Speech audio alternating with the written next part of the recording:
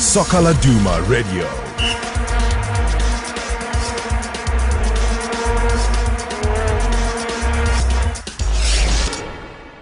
Yeah, welcome. Today in studio we have Riedoh Berdien, who is an impressive coaching CV as conditioning coach. Riedoh, I'm just looking at the names now: the Togo national team, Bangladesh, Banyana, Trinidad and Tobago, as well as Chippa and Free State Stars in the PSL. So what are you up to currently? Yeah. Look, thanks, Dave. I think firstly, all praise is due to Almighty. I'm very blessed enough to have worked with those federations and clubs. At the moment, currently, I'm in Cape Town in South Africa. My wife currently is giving birth to a baby boy. So at the moment, we're just in South Africa trying to deal with that. But from a football point of view, we are at the moment. I'm running a football program at Riedoh Boys High School, and also periodizing and designing conditioning models for Trinidad and Tobago for the World Cup qualifying camps, for Togo for the African Nations Cup, and also helping Banyana in the training camps as well. Wow, that sounds very impressive. But some of our listeners may not know exactly what the conditioning coach is actually doing. Can you maybe give us some insights there? Yeah, look, I think conditioning coaches, they're supposed to be the first one on the field and the last one to leave. You get different types of strength and conditioning coaches. I think conditioning coaches in general will have to design and manage conditioning programs for the head coach, of course. Designing individual programs within the team periodization or within the team conditioning model, monitoring training loads of specific players, monitoring training loads of the team as well, and also trying to allow the team to peak at the right time, which is very valuable for the head coach. But I think all in all, the conditioning coach should only be the complement of all the head coach's ideas. And there's currently, lots of talks about Stuart Baxter and his technical team at Bafana. Apparently has proposed some names. How important do you think are these assistants, around the main coach? I think that is imperative. That should be very, very important. Normally, your assistant should be basically stronger than your head coach. They should have a lot of experience in this regard, especially with Bafana. I think we need guys around Coach Stuart Baxter that needs to support him, and obviously they have to have the high level of football understanding, especially in Africa, to support the coach. So for me, that is utmost important, because it comes with trust, it comes with the football knowledge as well. So I think those roles, wherever the assistance is, it's going to be massive. And as you said, you've traveled the world. I mean, you were involved with World Cup and AFCON qualification campaigns. You were involved with PSL clubs before, so but now you sort of want to settle in South Africa.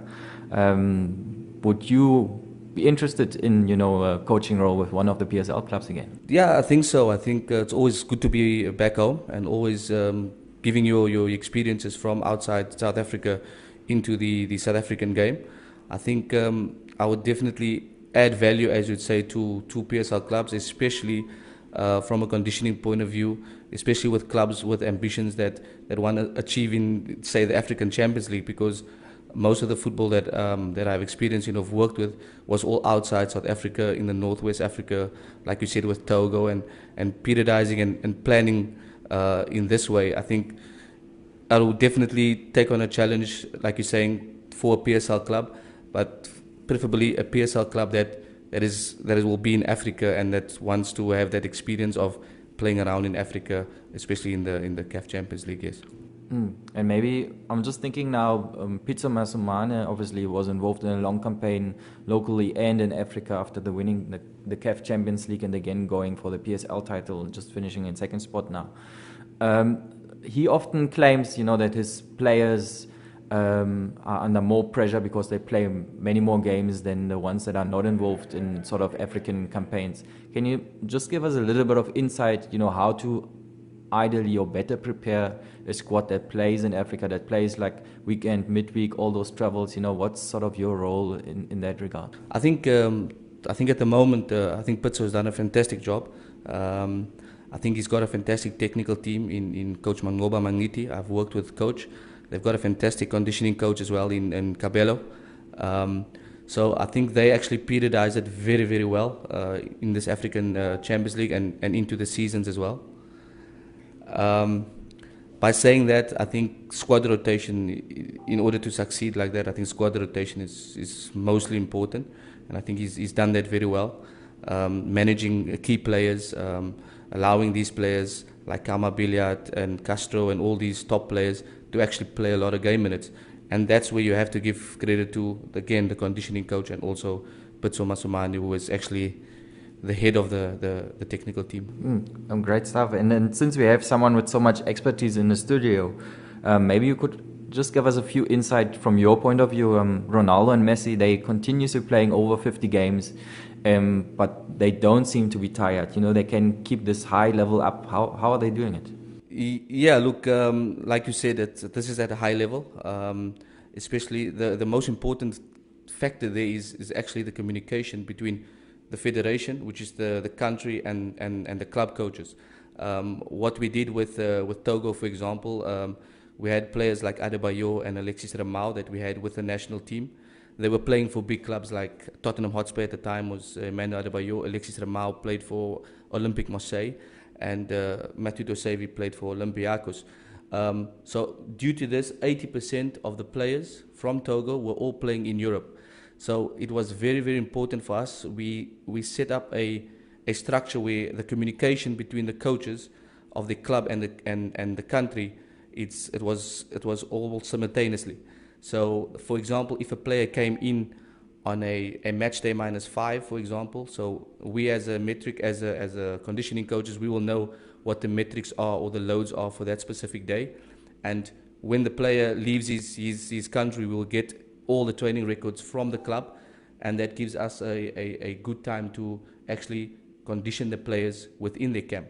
So it's all about balancing the training sessions, and I think that being done with Cristiano Ronaldo and Lionel Messi, that's obviously at a high level. So I'm sure that process has also been done with the clubs and with the countries. And just to maybe get into it a little bit more, Ronaldo, obviously he's 32 now.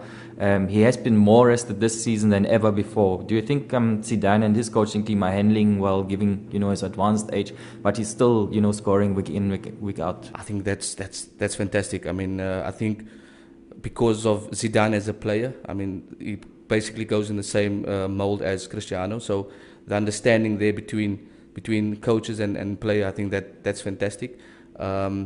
Both members played at the highest level. Both were World Footballers of the Year. So, and I think that understanding that Zidane has as a player, relating with these top players, I think it makes it very, very simple and easy. The training sessions, I believe, at Real Madrid is very well balanced under Zidane. Very well coordinated. It's basically a replication of how we used to play. So rumors has it that everything is relaxed at Real Madrid. Because that's the way the manager is. He's very relaxed and I think he knows how to manage these top players. And luckily enough, like we're saying, we're getting the best out of Ronaldo. And then speaking about the top level, obviously Manchester United and Jose Mourinho, they in the Europa League final, and sort of to reach the final, Mourinho has played makeshift 11 in the last Premier League games around the semi-finals and now the final, because he's prioritizing the Europa League. Do you understand sort of his position to rotate the squad like this, because he's received lots of criticism? Yeah, look, I think as a top coach, you would always want to play with your best 11. You always want to play with your best team as much as possible, because that gives you a good chance of winning games. I think under coach Jose Mourinho, he was hit a little bit by injuries. Hence, he had to force to rotate the squad. Whether the squad is questionable to be big enough with the amount of quality that they have, that is obviously questionable. But I think that at the end of the day, Mourinho was actually forced to do this squad rotation and to manage the game minutes with certain players because of his huge injury crisis that he had in the season.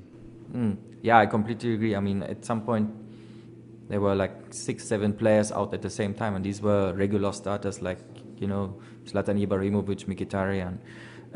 But moving on swiftly, in the Premier League in general, they don't have a winter break, while players in other leagues like the Bundesliga, even Spain, can rest for a little while. Do you think it's part of the reasons why the English sides have been struggled in European competitions? Yes, I agree 100%. I mean, I think to manage a players to be fresh and fit is the utmost key.